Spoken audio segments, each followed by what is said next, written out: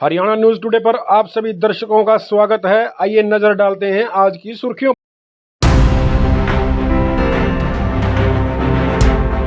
कोविड-19 को लेकर हरियाणा प्रदेश में लगे लॉकडाउन के बाद व्यापारिक प्रतिष्ठान व सरकारी दफ्तरों के माध्यम से सरकार को मिलने वाले कर में आ रही दिक्कतों के बाद प्रदेश सरकार के खजाने में कमी हो गई, जिसके चलते प्रदेश सरकार के द्वारा खजाने में धनराशि एकत्रित करने के लिए चीजों पर नए कर लगाए गए। इसमें सब्जियों व फलों पर भी कर लगाए गए, जिसके बाद भिवानी की सब्जी मंडी के व्यापारियों से जब बात की गई तो व्यापारियों ने मिला जुला असर बताया। जब जहां उन्होंने बताया कि इसका सीधा असर जनता की जेब पर पड़ेगा, तो वहीं उन्होंने कहा कि कोरोना जैसी वैश्विक बीमारी से लड़ने के लिए ये जो अनुदान सरकार के द्वारा मांगा जा रहा है, यह ठीक है और इसे देने में उन्हें किसी प्रकार का कोई भी ऐतराज नहीं। इससे कोई असर नहीं पड़ेगा।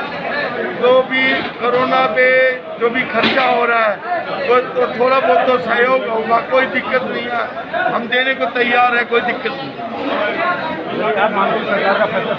हाँ, बिल्कुल सही फैसला है, हम सरकार के साथ हैं। इस कर को देखो, जैसे देश की अर्थव्यवस्था है उसमें हमारे तो सहयोग हो जाएगा, इस कर को देंगे। 1% तो देखो सरकार साफ सफाई भी रखवाती है मंडियों में, आठ तो लाइसेंस करती है, अपने मुलाजिमों को तनख्वाह भी देती है, उसके लिए हमारे को सहयोग होता है, तो हमारे को कोई परेशानी नहीं। यानी कहीं ना कहीं मानते सरकार का कदम ठीक है। हाँ ठीक है, ठीक है। अगर 1% से ज़्यादा होता तो उसमें वो गलत, ज़्यादा टैक्सेस वो फिर हर प्रचुर भुगतान का बीमार पड़ता। 1% ऐसा है कि उसमें ज़्यादा महंगाई नहीं होगी, वो हंसते हंसते लोग सहन कर देंगे। लगाया गया। क्या मानते हैं व्यापारी इस चीज़ को लेकर, कितना फर्क पड़ेगा इन चीज़ों पे? थोड़ा सा ना फ्रूट में और इनमें जिसमें भी टैक्स लगेगा तो थोड़ा तेज़ी तो आएगी। ऑटोमेटिक है कि 2% बढ़ने से है तो अपने ग्राहकों पे थोड़ा सा वजन तो पड़ेगा।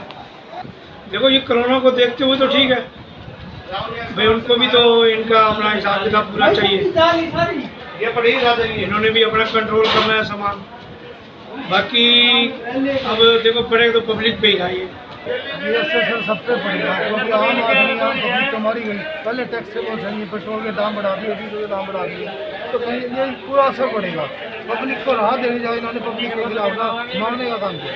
तो आप क्या मानते हैं कि सरकार का द्वारा ये लिया गया फैसला ठीक है या गलत है? गलत है, ये तो ऐसा टाइम था कुछ ना कुछ तो छूट देनी चाहिए, कहीं ना कहीं राहत देनी चाहिए, बल्कि जो ये टैक्स बढ़ा के पब्लिक को मार हो गया उन्होंने। ये पड़ेगा नहीं जो हमें गवर्नमेंट का खर्चा हो रहा है, टैक्स होना चाहिए, क्या दिक्कत है? कोई असर नहीं है। क्या है कि महंगे होती है, मैं समझ रहा हूँ। तो सरकार का कदम ठीक है ये?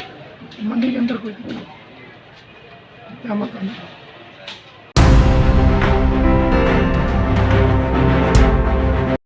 कोरोना जैसी वैश्विक बीमारी से लड़ने के लिए हरियाणा प्रदेश में लॉकडाउन के तीसरे चरण के शुरू हो जाने के बाद प्रवासी मजदूरों को यहां रहने खाने पीने की आ रही दिक्कतों के चलते उन्होंने अब अपने घरों की तरफ पलायन करना शुरू कर दिया है, जिसके चलते आज भिवानी में सैकड़ों की संख्या में प्रवासी मजदूरों ने पैदल ही अपने राज्यों की तरफ पलायन शुरू कर दिया, जहां भिवानी पुलिस ने उन्हें नाकों पर रोक लिया और उनसे पूछताछ शुरू की, जहां पर उनको रोकने के बाद सामाजिक संगठनों के माध्यम से उनके लिए आवास व रात के रहने तथा खाने पीने की व्यवस्था करने के लिए कहा गया, जहां सामाजिक संगठनों ने कहा कि सामाजिक लोगों से मिलकर इनके लिए इंतजामात किए जाएंगे।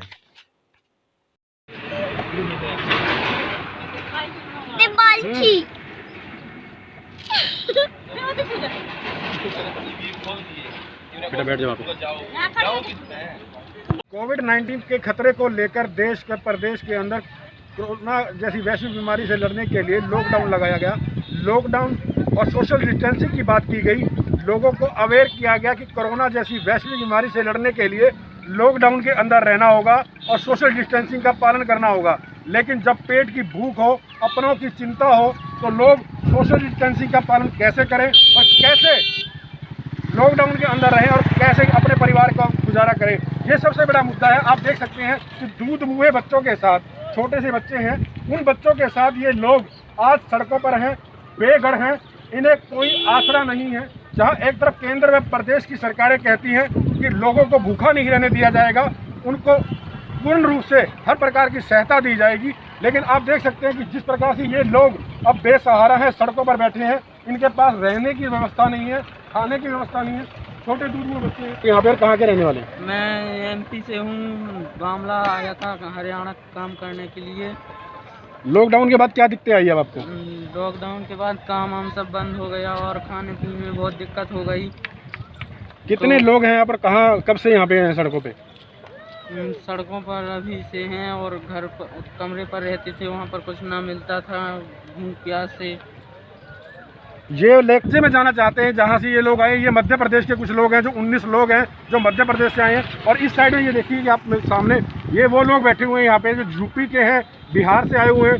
काफ़ी ये जो सीमावर्ती इलाके हैं जो हमारे, उन राज्यों के रहने वाले हैं। और यहाँ पर आकर अपने परिवार के लिए मांग कर रहे हैं सरकार से कि उन्हें वापस उनके घर तक भेजा जाए। देखिए किस तरह से सड़कों पर ये लोग बैठे हुए हैं और आपसे ये सरकार से ये मांग कर रहे हैं कि सरकार उनको व्यवस्था करे। के लिए क्या व्यवस्था की गई आपके लिए, क्या दिक्कतें आ रही है आपको? ये दिक्कत क्या है, ये कामकाज चल रहा था तब तक खाने को मिल रहा था, अब कामकाज बंद हो गया, 15-20 दिन से खाने को नहीं मिल रहा है। तो अब कहाँ से आए हैं और कहाँ जा रहे हैं आप? अब हम जा रहे हैं अपनी यूपी। बच्चे हमारे वहाँ भी रहते हैं, वो भी भूखे प्यासे रहते हैं और यहाँ हम लोग भी रहते हैं। इनके परिवार के लोग हैं और वो जो हैं वो गांव में हैं, तो ये अपने परिवार की चिंता भी स्वाभाविकता इनको सताती होगी। उन्हें परिवार के साथ जाना चाहते हैं। कहाँ के रहने वाले, कहाँ जा रहे हैं आप? यूपी, जिला लखीमपुर खीरी।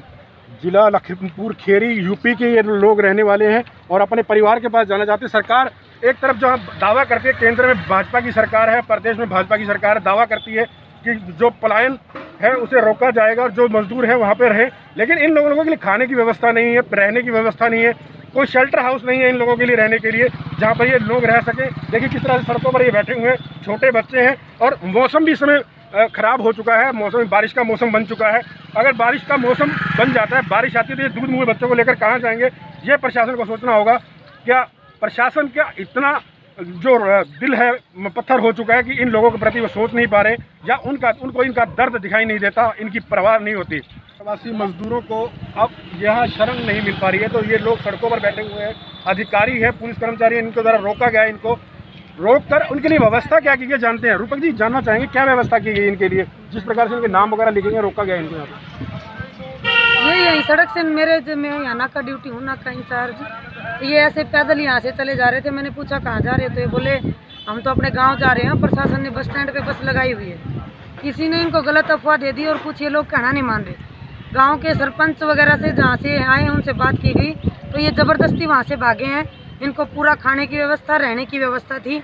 ये लोग ये जानबूझ के व्यवस्था बिगाड़ने के लिए ही निकले हुए हैं। समय खराब था और मैं यहाँ ड्यूटी पे हाजिर थी। इन लोगों ने मेरे से रिक्वेस्ट की कि मैडम हमें मिसगाइड किया गया और हम यहाँ आ गए हैं, आप बताइए, हमें गाइड कीजिए, हम क्या करें। तो मैंने इनको कहा कि आप यहाँ विश्राम करें, तब तक मैं अपने सीनियर अधिकारी से, अफसर से बात करती हूँ। जैसे उनके आदेश होंगे तो मैं इनको बता दूँगी। अधिकारियों से बातचीत चल रही है, अधिकारी से जो भी अगला दिशा निर्देश अधिकारियों से मिलेगा उसके हिसाब से कार्रवाई की जाएगी। नाम भगवान दास काड़िया है, भिवानी से हूँ मैं। और मैं यहाँ से जा रहा था, मैडम यहाँ खड़ी थी, मैंने भी गाड़ी रोक ली। मैडम कैसे आई है? मैडम ने कहा ये बाहर से आ रहे हैं, इनको जाने कैसे करें। तो ये हमने रोक के इनकी लिस्ट बना ली। और अब इनके साथ लेडीज है, छोटे बच्चे हैं 2-2 साल के। अब रात का टाइम होने लग रहा है, ये कहाँ तो जाएंगे, कहाँ नहीं जाएंगे। इनके साथ कुछ वारदात होगी तो उसके अंदर भी हमारी बदनामी है। प्रधान है और हैं, उनसे मिल के कुछ न कुछ इनका समाधान करेंगे। ये थे भगवान दास जी, इन्होंने कहा कि इन लोगों के लिए व्यवस्था करने का काम ये जरूर करेंगे, लेकिन व्यवस्था होगी या नहीं होगी वो गर्व की बात है। लेकिन फिलहाल ये लोग सड़कों पे हैं और लोग, प्रशासन और समाज के लोगों को चाहिए कि इनके प्रति भी वो दया भाव रखे और उन दूध मुँहे बच्चों का कम से कम ध्यान रखे। मौसम की मार को देखते हुए इन लोगों को कम से कम राहत तो प्रशासन को देनी ही चाहिए। नर सेवा नारायण सेवा, इस मुहिम को आगे लेकर चल रहे महात्मा ज्योतिबा फुले ट्रस्ट के अध्यक्ष रमेश सैनी इन दिनों लोगों की सेवा कर रहे हैं। चलते हुए सुबह उन मजबूर बेसहारा लोगों को सुबह का नाश्ता उपलब्ध कराते हैं जो इन दिनों में कोविड-19 को लेकर अपने घरों में लॉकडाउन हुए हैं। उन्होंने कहा कि उनका मकसद नर सेवा नारायण सेवा का है।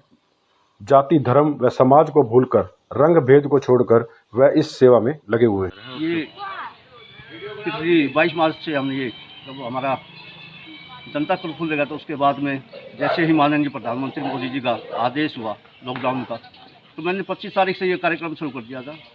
हमारा उद्देश्य सिर्फ यही है कि हम ज़रूरतमंदों तक सुबह का नाश्ता ताकि वो लोग जो जिनके रोज़गार छूट गए हैं, जिनके पास काम धंधा नहीं है, उनके पास में सुबह सुबह नाश्ता पहुँचाया जाए और दिन में उनके पास भोजन और शाम का भोजन। यही उद्देश्य हमारा है कि नर सेवा नारायण सेवा।